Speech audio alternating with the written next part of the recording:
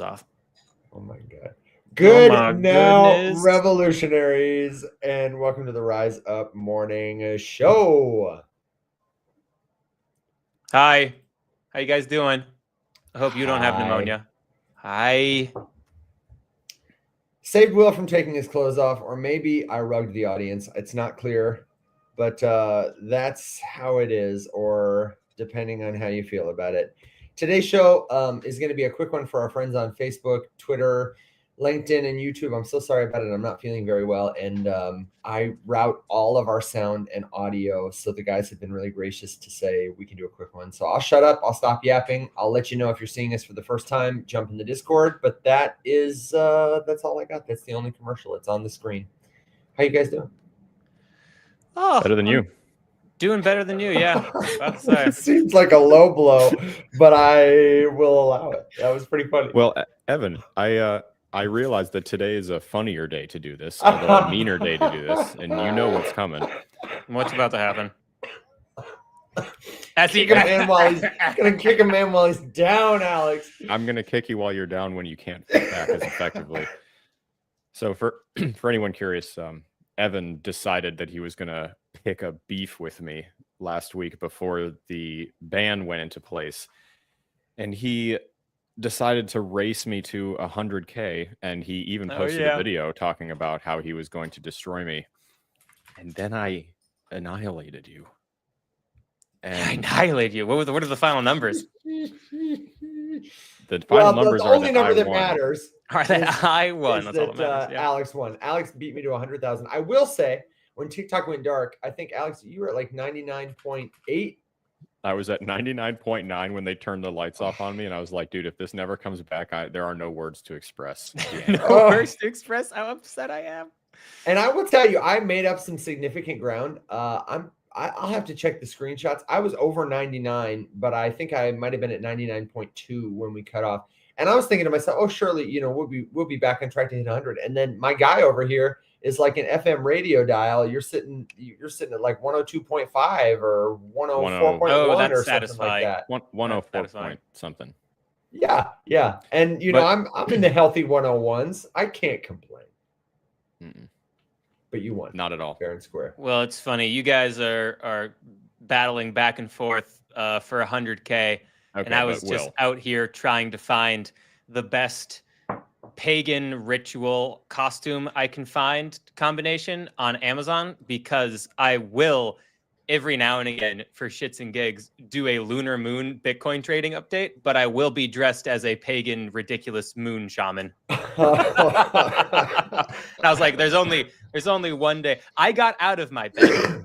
Speaking of bets, I got out of my bet, but I'll give the people what they want, and it gives me an opportunity to buy something that I can wear at a Renaissance fair. So, I'll do it anyway. Honestly, I'm bullish. All right. Anyway, since we have an abbreviated 20 minutes abbreviated time, I did want to touch on just a couple things, because there's a tremendous amount of bad information flowing around about a few things, and I've seen about a dozen videos so far today from relatively creators who should know better than to not do research before posting. Solana did not go down, is the moral of the story. And you can fact check that, because status is very carefully tracked, and you can look at all of the uptime, and you can actually go back on that same, so on the Solana website, they track uptime, downtime, outages. You can go back through history. You can see every day that it did go down, exactly how long it was down, what the specific issue was, all that good stuff. What broke is third-party apps, namely Phantom and Coinbase. It did not have a hiccup. Listen, nothing went wrong with Solana this time. In the past, this kind of volume and this kind of activity has caused problems. This was more than the amount of volume and transactions and everything that have caused issues before. And the magic, the impressive part, the bullish part about all of this is that Web 2, as Daniel said, broke before Web 3 did this time. Which is crazy. Which is bonkers. So basically what happened, in as simple a terms, this is how I had to understand it. And I talked to a number of engineers yesterday, including Mert, to ask exactly how this happened. Coinbase could not keep up with Solana because they do not fluctuate gas as they submit transaction requests. They pile them on at the cheapest possible to protect their profit margins. And because you did all that at the same time that there were millions upon millions of transaction requests all at the same time, the basically they all just locked up on top of each other, and Coinbase could not keep up, and they could not adjust, and they did not adjust the way that you have to handle a bunch of requests on a blockchain at scale. So it was both good and impressive that Solana managed to keep up, and it was sad and hopefully an eye-opener that both Phantom and Coinbase broke. No, Phantom is not owned by Solana. Yeah. No, they're a third party with their own servers and their own infrastructure and their own everything. The cool thing about blockchain, because a lot of people have also said, like, oh man, this blockchain stuff, like, it doesn't, are you telling me like it's not going to really work, or like I can't control it myself? You can control it yourself. Yes. Phantom and Coinbase have made it easy for you to interact with the blockchain, but there are some pretty, I won't say easy, but I'll say simple ways that you can get around things like this. If you use a self-custody wallet where you can choose to increase the amount of gas you are sending on a particular transaction, think of this like widening a pipe or putting more, literally, gas into the fire to get something done, then you could have processed transactions manually. There are ways to go kind of around the wallet infrastructure. You can use a blockchain explorer, believe it or not, to interact with smart contracts directly, which is often very cheap and can sometimes help you get ahead of stuff. And of course, if you are a validator or a node operator for a particular blockchain, then you can do a little bit of fudging. It's kind of like if everybody's standing in a long line at the movie theater, the best thing is to get in line early. The better thing is to have a friend who works at the theater. The best thing is to be the owner's son. You know what I mean? Well, like that's kind of how it works. Oh, also, Evan, I don't think your crispy mic is on. Just FYI. Thank you. I mean, just to be clear, I was kind of sending transactions yesterday trying to see, you know, like, because Coinbase is still broken. And like Daniel just pointed out too, you can use workarounds with Telegram bots as well. They have their own methodologies and ways of interacting with stuff, and you don't actually only have to use them to trade the shittiest of shit coins. You can use them to do anything on chain. And so you can use BonkBot, Banana Gun, all that sort of stuff to get around these things and not have to use the broken, more centralized options. But even inside of Phantom and some other wallets, if you can adjust your gas, I mean, MetaMask even has like a little pretty slider where you can pick, you know, from 3 tiers of high, mid, and low when you're submitting for priority in high traffic times, and you can opt to pay less for slower resolution times or more for higher resolution times. And that's how you can get around this stuff. My recommendation was to use Banana Gun. That's what I used to buy when I did Trump. When Mihir told me about it, I was like, "Here we go, Banana Gun. I know it'll work." Yep. No, it's there are ways around it, but I just wanted to make sure that, because you're going to continue to see videos where people are saying that Solana broke, and listen, like as some of the insiders in the Trump meme coin sphere are learning, this is a blockchain and all of the records are available for everyone to look at whenever they want, at any time, and you can just check. You don't have to listen to Anon on Twitter who told you Solana broke, or TikToker who doesn't know how to Google who told you that Solana broke. You can just go to the blockchain explorer and look it up and see when, if there was any downtime, and this time you will see no, and there was an unbelievable amount of volume that Solana managed to stay alive through. And Daniel, if you're listening, or other engineers, correct me if I'm wrong, I don't think that any other blockchain has been tested with this much volume at this much time. No, there hasn't in this time frame ever in the history of any of it. Bullish as fuck. Anyway, well, what were you gonna say, bro? PSA. I can't remember exactly what it was, but I did have a tangent thought that I saw. It looks like MicroStrategy bought another $1.1 billion worth of Bitcoin. Just FYI. They're probably feeling the pressure from Donald Trump, and the race is on. Yeah, exactly. It's only a matter of time before he actually says something and signs a real executive order. I suspect the fact that he didn't had to do with the fact that he probably isn't happy with his bags yet. No, But he'll never be happy with his bags. I don't think Michael Saylor can ever be happy with not having every single Bitcoin that exists. Can we stay on this topic just 1 second longer to close it up by touching on Banana Gun? Yeah. Sorry. Banana Gun, for people who don't know, we used to have a sponsorship partnership with them that led to the creation of Bunches. Alex, if he's on standby, can you wake his little banana head up and let him say hi? Banana Gun is a free, or I should say very cheap Telegram trading bot. It costs nothing up front. They take a spread like anybody, which means a small percentage on your trades. And it is like a text message. Don't worry.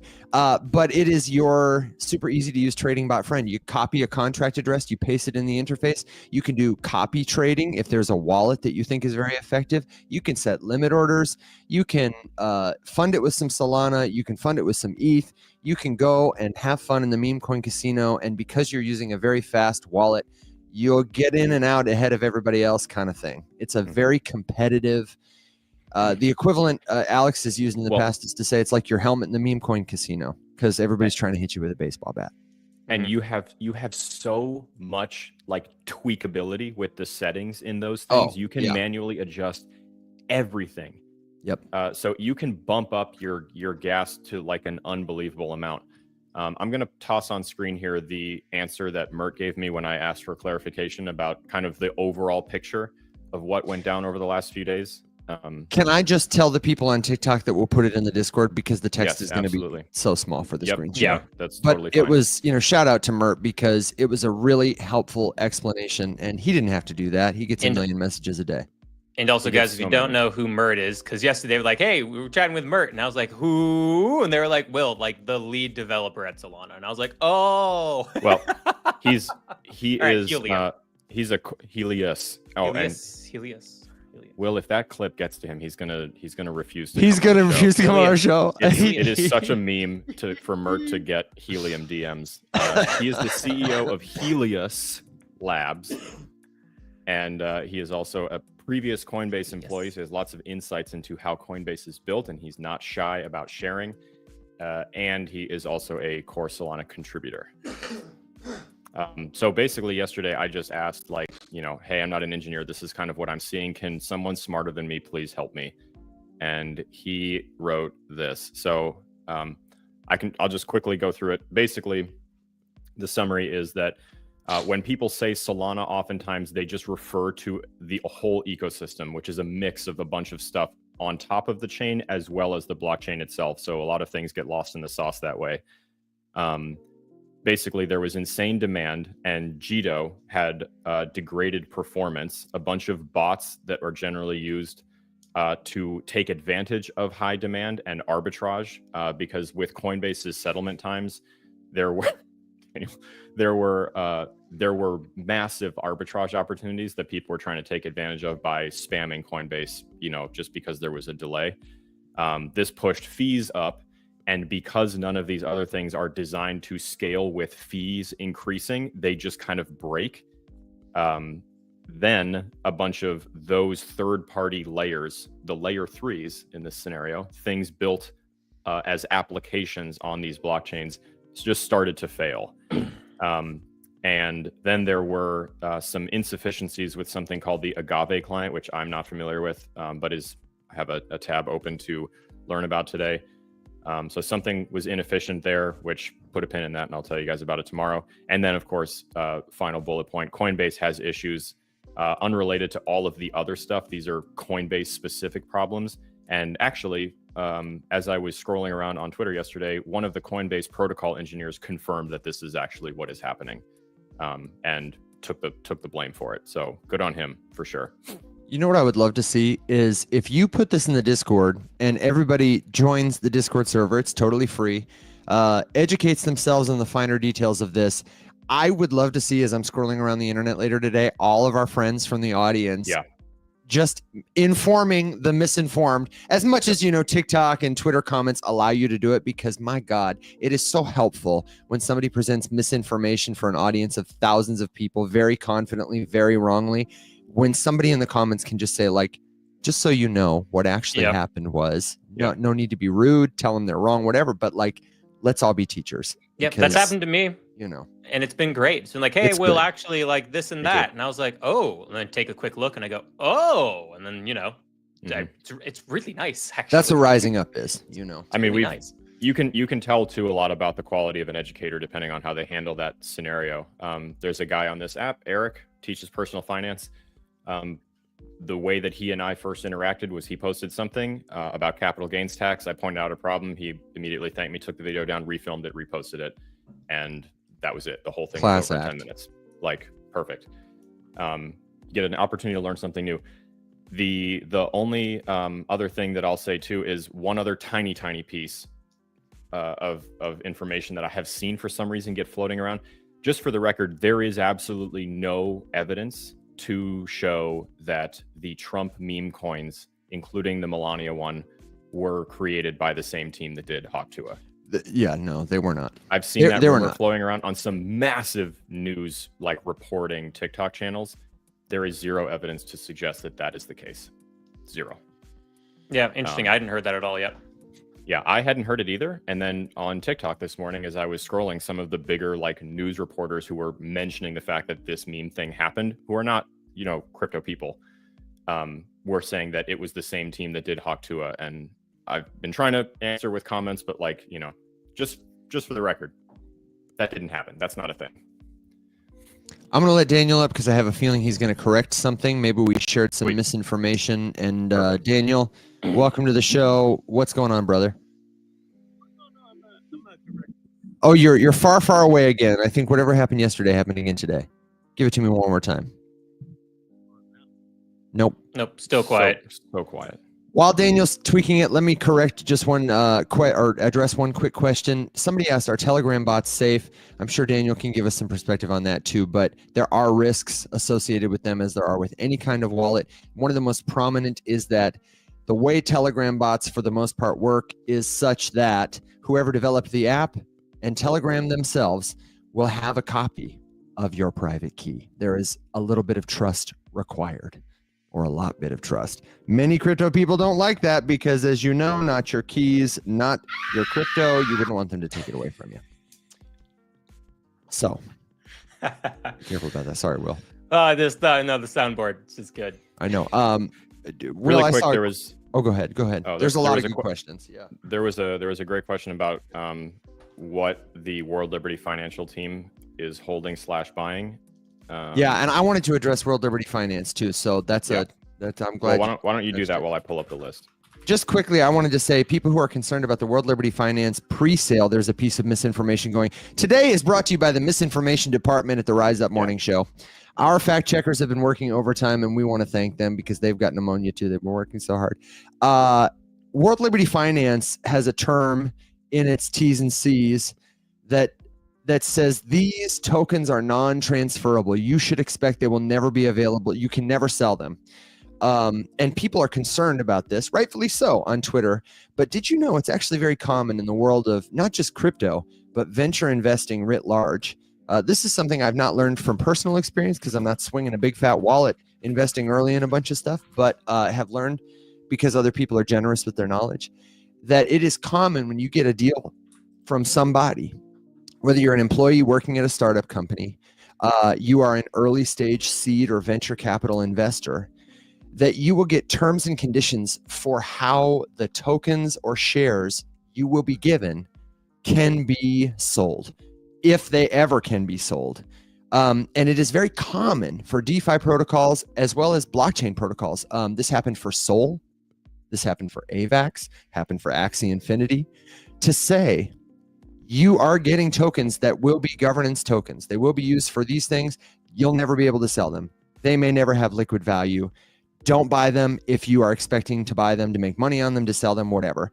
But what always happens, and what is kind of unspoken and you just get to know, is that eventually the team is giving them to you to make some money. And then they're going to sell those things to the public or make them tradable to the public to make more money, at which time somebody somewhere will create a liquidity pool, whether it's Coinbase because they want to capture some of the money that people are going to be spending to trade the tokens, or it's going to be some enterprising individual on Uniswap will open a pool. somebody will make those tokens liquid. They will pair them with a money token like USDC or like Solana, and then you will be able, if the terms allow you to, and sometimes even if they don't, to sell them for cash. So every single person, for the most part, especially since they're accredited investors, investing in World Liberty Financial, even though they're signing that contract, expects one day to be able to turn those tokens into cash.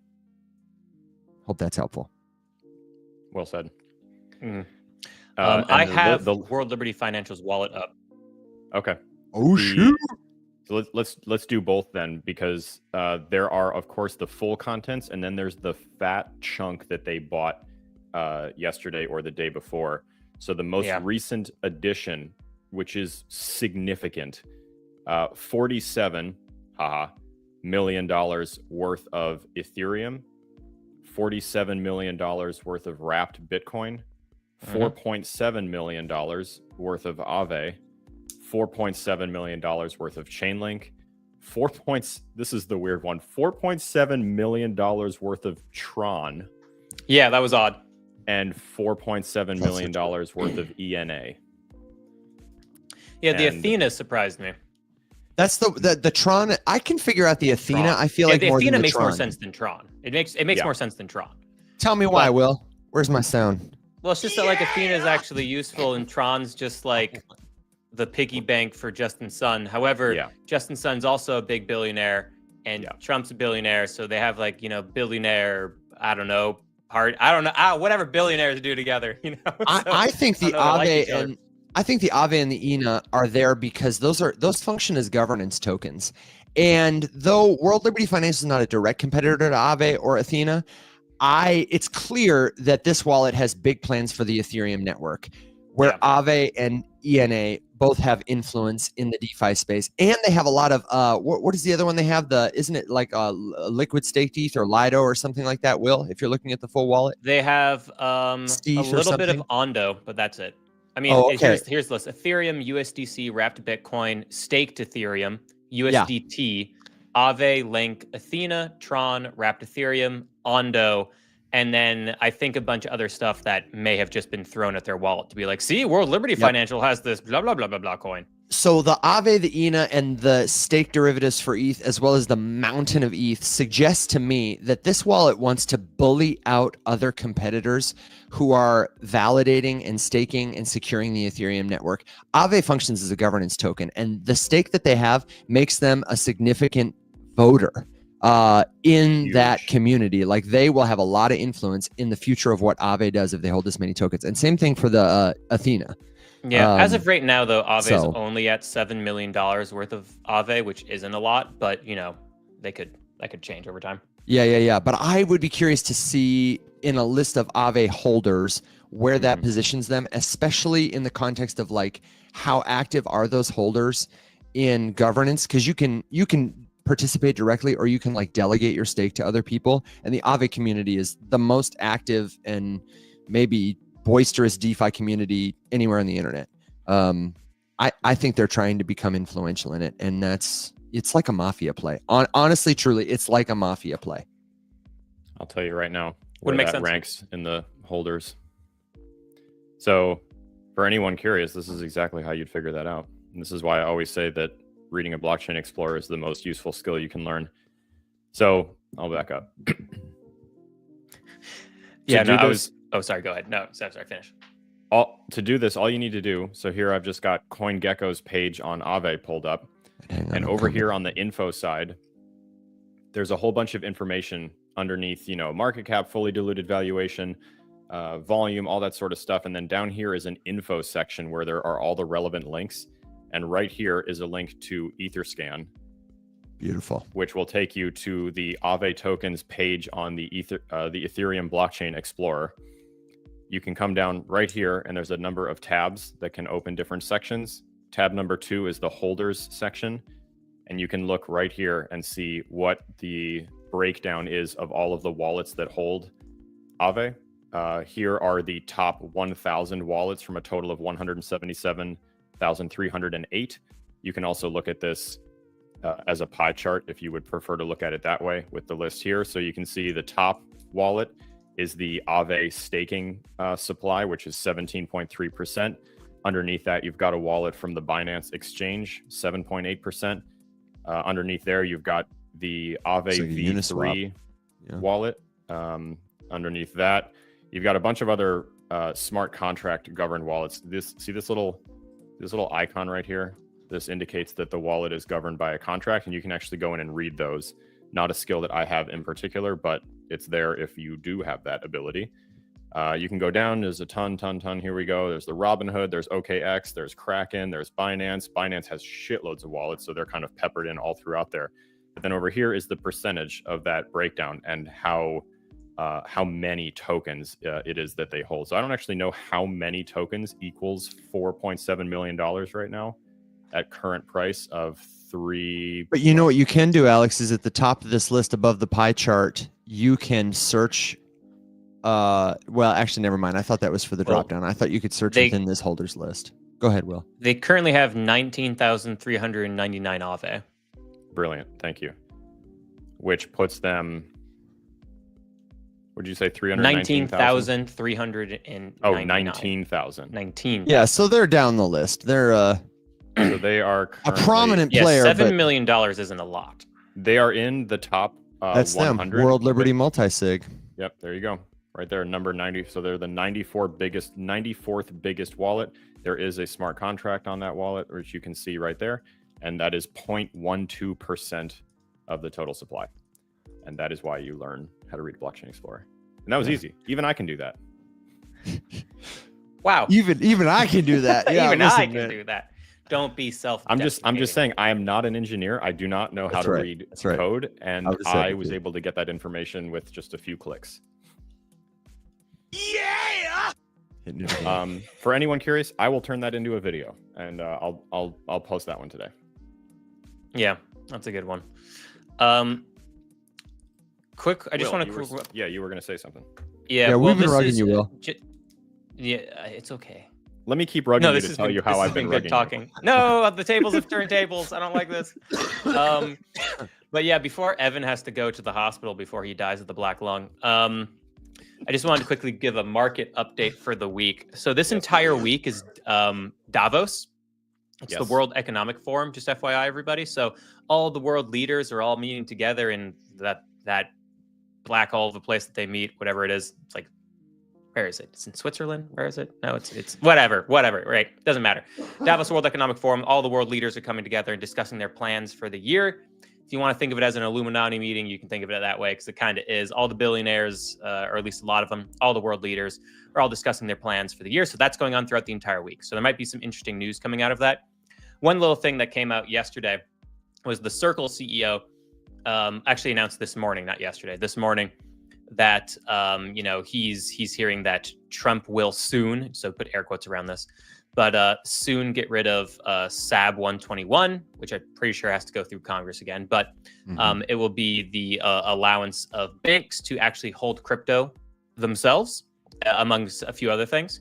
You guys will remember what SAB 121 exactly is and all the details. But anyway, just think of it as enabling banks to do business with crypto a little bit more freely, which will be a huge plus and boon to the price of Bitcoin. So that news, if you want to call it that, came out the other day. Other than that, I didn't see too much that came out of Davos. For the rest of the week, today we have earnings from folks like Netflix, United Airlines, and 3M, which are very large companies. Wednesday, more earnings coming out, whole host of companies. And then Thursday, we have our weekly jobless claims data coming out. More earnings from folks like GE, American Airlines, Texas Instruments, very large companies. And also, the Bank of Japan gets to make a decision about interest rates and whether or not they're going to hike them or not. I thought for sure you were going to say the Bank of Japan makes a decision about XRP and whether or not they're going to use it. I was like, oh, shoot. Finally. Cue the Gwump. Cue the Gwump. And that could be really bad for markets, but that's if they decide to hike. However, I see some people who are, analysts. Oh, sorry. I was going to ask you a follow-up question. I was just going to say I'm seeing a lot of analysts being like, we don't think they're going to hike now. We think they could hike in the summertime. And the reason why this is all bad in the simplest form possible, because this is a very complex scenario, like of just like an economic fall of dominoes. If Japan hikes rates, positions in Japanese markets, which are very over leveraged, or at least they're less now than they were last year, get liquidated, which causes markets to be sad. So we don't want that. I have a follow-up question, and then I will answer the question in the chat about the Trump meme coin specifically, because there are some interesting tidbits about that. And while you do that, I'll bring Daniel up. I see he requested, Okay. So go ahead. Yeah. So, Will, what does, in your opinion, and has anything been invalidated? What does this mean for LeBron's career? And by LeBron's career, I mean alt season. So similar to alt season and LeBron James, right now, altcoin season is like LeBron James when he first came to the Lakers. Thank you. Where there's a lot of excitement and a lot of really good things could happen for the Lakers, but he is a little older and a little tired right now. And, if the Bank of Japan happens, it's like LeBron James, blew out his knee. And, the season for the Lakers is over essentially. And so too would be altcoin season in the immediate short term. Does that help? It does actually. Yes. Thank you for putting it in LeBron terms. Good. Yeah. There's LeBron terms. How did this start? How did this start? It started when we were all just kids, and it keeps playing out. LeBron might outlast all of us, or the crypto markets anyway. All I know is that as a peruser of the internet, whenever something happens, one of the top comments that I always see is, "What does this mean for LeBron's legacy?" What does it mean for LeBron's legacy? Yeah. I love that. Quick PSA on the Trump meme coin, if you're curious. So obviously, gambling on it is a gamble. Knock yourself out. If you'd like to speculate, it is there for you. There's a lot of evidence to suggest that it's relatively highly manipulated, and so just be aware of the circumstances around it before you get in. Manipulated means up and down, just not on your schedule or on anyone's schedule except whoever's pulling the strings. So just keep that in mind. Potentially an interesting gamble if you're feeling froggy. However, what we are now waiting to see, technically, according to the way things are, which I will be the first to say means very little right now, it is not legal for Trump to mention it for the rest of his presidency. It wasn't legal for him to launch it the way he did. No, but it's a different kind of illegal. It's a very different kind of illegal. And so the question is whether or not that matters. That's another thing to speculate on. I have seen also people kind of speculating about what this thing would do, like during the presidency. Is it going to act like some sort of hyper specialized betting market based on approval ratings or performance, or whether or not he passes XYZ or doesn't pass XYZ, whatever? Probably. One option. I've seen a lot of people guessing about that. So just kind of keep that in mind as you look to get into it. The other thing that was really interesting that came from some of the people who have tracked the way that he has run specific business ventures before is that given the way that he and his circle have been talking about this publicly on Twitter, looking at you, Ryan Fournier, there is a sentiment that they might have looked at this as a merch drop, like a flash sale. And what happens from now on is kind of up to anyone's guess and anyone's game, and not of huge interest to them. It will now we're waiting to see, like, okay, is this going to adjust? Did we market it the same way we market the gold shoes and the watches and the steaks and the whatever, and just be like, big push, sell. Here's the drop, off you go, on to the next thing. And to be clear, they did. Same company, yes. Same marketing, same structure. He's already made millions off the fees, and the token unlocks will ensure that whatever you paid to inflate the price of the token, he will be able to claim as value for the next, not 2 months, but then 33 months thereafter. Mm-hmm. Yeah. Which seems like a perfect segue to Daniel. So say what you're going to say, and I know he's going to tell us about Fournier. Yeah, no, I was just going to just keep that in mind as you look to gamble on it. Like, every meme has kind of a little bit of a different gambling thesis with it. So that is kind of the more specific thesis for gambling on this meme in particular. Welcome to the show, Daniel. Oh, wrong button. I meant to say, I'm so sorry. I'm so sorry. I'm so sorry. That makes more sense. I'm so sorry. That makes you feel better. It was an accident, but it seemed funny. Good sense of humor. Welcome to the show. All right. Good morning, guys. I just want to say Alex hit the nail on the head. That coin is likely gonna just be sideways for a very long time. His project is worldly finance. That's where they're gonna put their energy. It's not gonna be in Trump token. However, it will probably move up because market's stupid. Anyways, that said, well said. Amen. That said, were you guys on the trenches yesterday? Were you guys trading on the trenches? I bought the official Barron Trump token. There's an official one? Of course there is. No, there's not. But it's called. That's what's the called, official- right? That's called the official Barron Trump token. And I was up 4x on it, guys. I was doing great. And then I went to sleep. Oh, Daniel, No, you can't no. go to sleep. It was 2 a.m. Can't do that. And it man. turns out last night, Cointelegraph found the official Barron Trump token, and it was a different token. Oh, No. And then all the money left. Gwump. Yeah, everything wrong. okay, so there is an actual token linked to Barron Trump, or at least Cointelegraph announced that there was, and that might as well make it official. But this one said it was the official first. No. Cointelegraph deleted the tweet 5 minutes later after it wrote. So it was like three Spider-Mans pointing at each other, basically. Exactly. It was all fake. Oh my God. Cointelegraph made the mistake. You made the mistake. You went to sleep. You never go into a land war against a China. What's the classic blunder? But the second, only slightly less known, is Never never. get involved in a land war in Russia. That's right. Yeah. And never go to sleep while you're holding a meme coin. Unless I do you're all the the time. Mongolian army, in which case you can absolutely steamroll Russia for however long. Can I you just want. be But the first to that's, say you know, that back in the we are a 1200s anyway. joke? I'm sorry. I'm sorry, guys. On Daniel, did behalf you- of Web3, I'm so sorry. Daniel, did you see the? I thought you were for some reason. I thought you were going to come up and talk about Fournier. I crossed my comments. Did you happen to see that? And were you trading on that token? Yeah. Can we talk No, about that no. just quickly? No, but go ahead. I don't know anything about So that. the story for people who don't know is what's the organization that Fournier is the leader of? It's some kind of Grifters Students R for Us? Trump sorry. organization. This man who looks like he's 18, but I'm pretty sure is actually like 33. He's just got one of those young looking faces. Put Rand Is a- Nooner in this conversation too, because same bullshit. Got it. They, on the heels of Trump launching his token, launched a token, and I think it might have had something to do with TikTok. Might have been called TikTok. I might Yeah, just be It misremembering was. that. No, But he basically is a non-crypto person who got into crypto in order to launch a meme token in support of, what he saw President Trump doing, that kind of thing. He's a longtime Trump supporter, leveraged his audience, told them, let's go buy this thing, let's do this.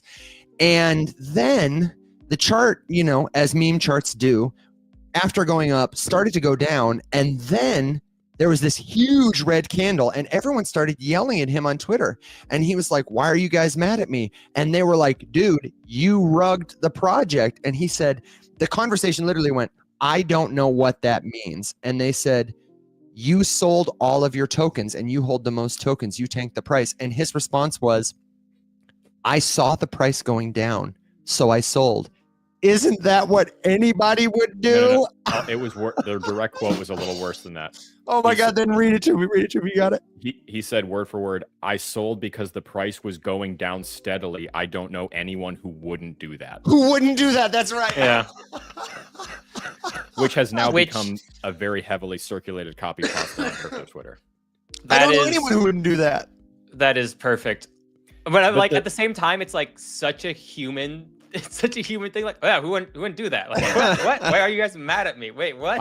I firmly believe that these people are playing a little bit stupid because like it was an alarming number of people in that circle who apparently discovered what blockchain means yesterday for the first time, which is that every record you do is public knowledge and anyone can look it up. Like, for example, the ones who were like mind blown that we could all see that some mystery wallet got $1 million, bought $1 million worth of Trump in the first 60 seconds of it being live, Yeah. and then split all of its tokens between 10 other wallets and sent them out and then made $300 million in profit.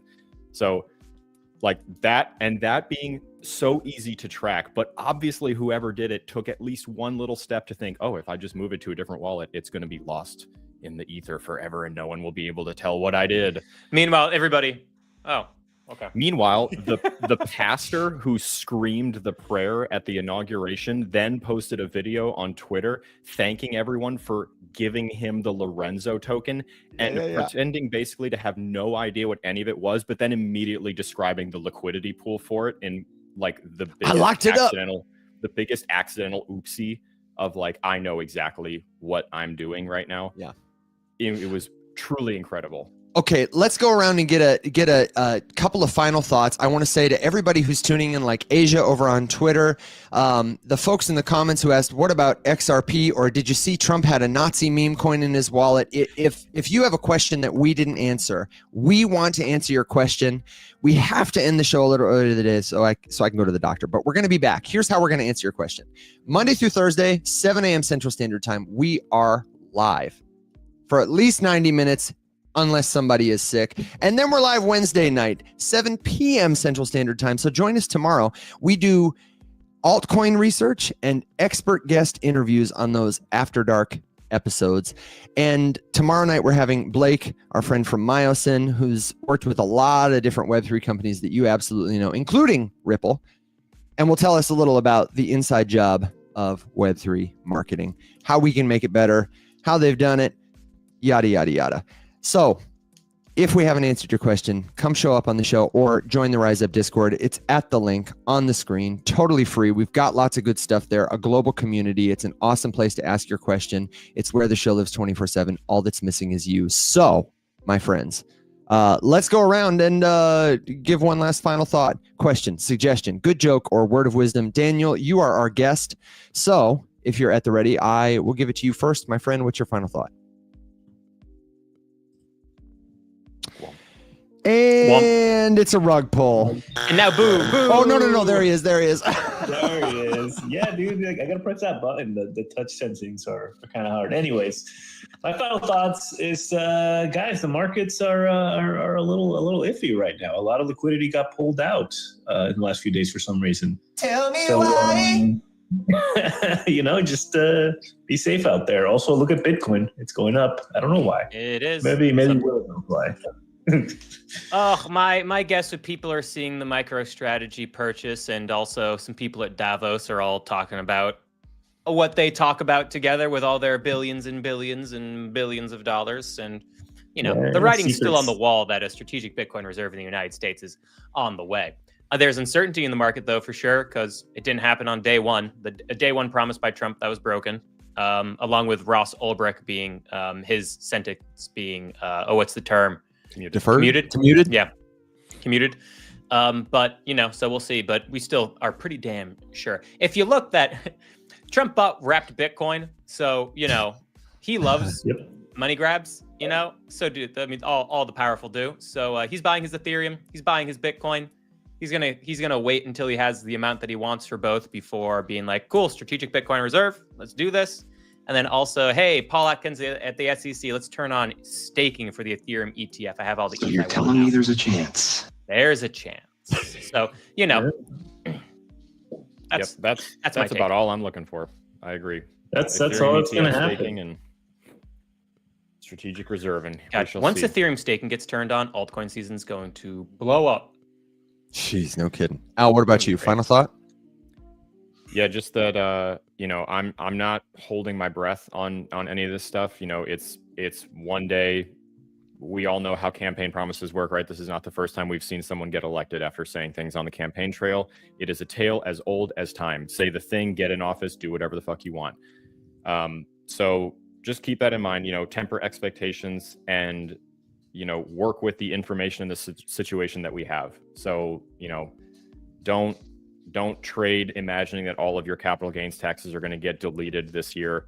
Don't trade expecting, specific things to do specific, just wait and kind of see how it goes and be agile. Yeah. And here's one other final thought I want to give, because we should be pissed off about insider trading. However, insider trading has always happened, will always happen, and will continue to happen. The beautiful thing about the blockchain is we can at least watch that more clearly. Like you also have the Nancy Pelosi like stock tracker, right? That's been a good way for us to watch. But, you know, we have to rely really on other people kind of reporting it for us. With the blockchain, we can just watch World Liberty Financial's wallets and other known wallets to known actors. We can see exactly what they're doing. And then we can get a little bit closer from when the insiders do their trades to when we could historically make our moves to today, because now we can watch it in more real time. So you're never going to stop insider trading. It's just never going to happen. But hey, we can now be a little bit closer to them. And if you're Daniel, you can just set the copy trade button and then go to sleep. Yeah, and just go to sleep. So you're telling me there's a chance. I was gonna say too, one pro tip, like if you want to get a little bit more in the weeds, here's another reason that blockchain explorers are a good skill to learn. So Yeah. not right now. So the other day, or yesterday or whatever, we saw that the World Liberty Financial, whatever, that kind of association purchased some vanity ETH addresses like Baron.eth. Oh, yeah. That is a very public indication that these are like wallets now owned by these people. I would be very curious to see the wallets that interact with those and put things in them to try to create public perception of token XYZ, whatever, you know, holding here, there, doing this, trading that, whatever. I'm way more interested, not in whatever goes there, because, you know, like Evan, you alluded to, once a wallet address of a famous person is public knowledge, people send all kinds of garbage there to be able to say this wallet holds whatever. You know, people do it to Vitalik all the time.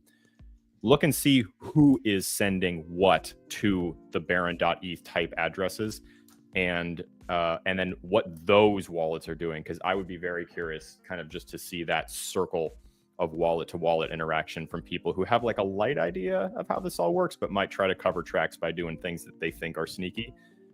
That's why it pays to read this stuff.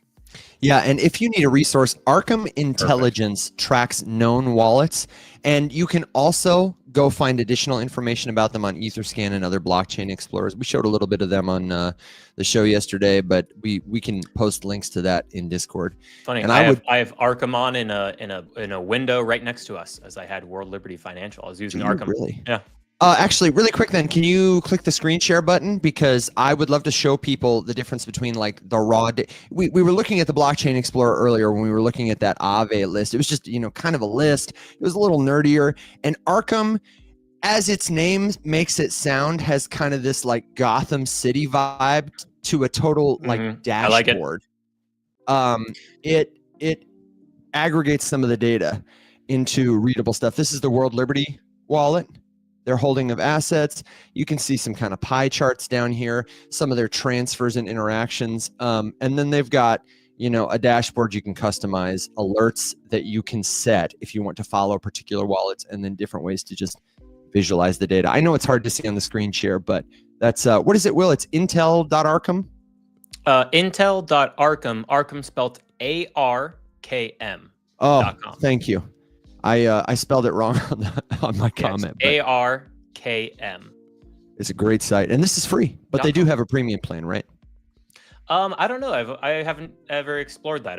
I get all the information I need just by doing this. So, you know. Yeah, totally. Lots of great free information out there.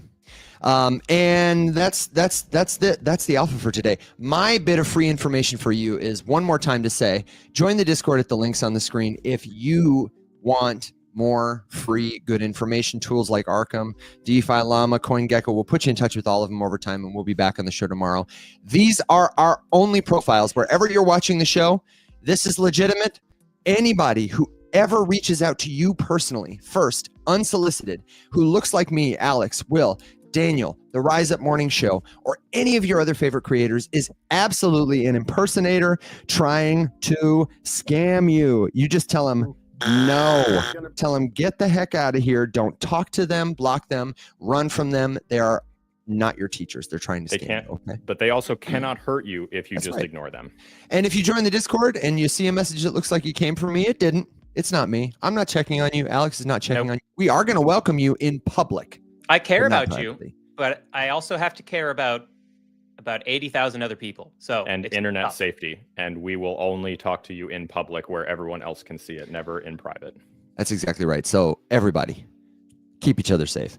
That's it, friends. Great stream. Thank you for another wonderful day on the show, and we will be back tomorrow. Until then, my friends, stay safe, be well, and as always, everybody.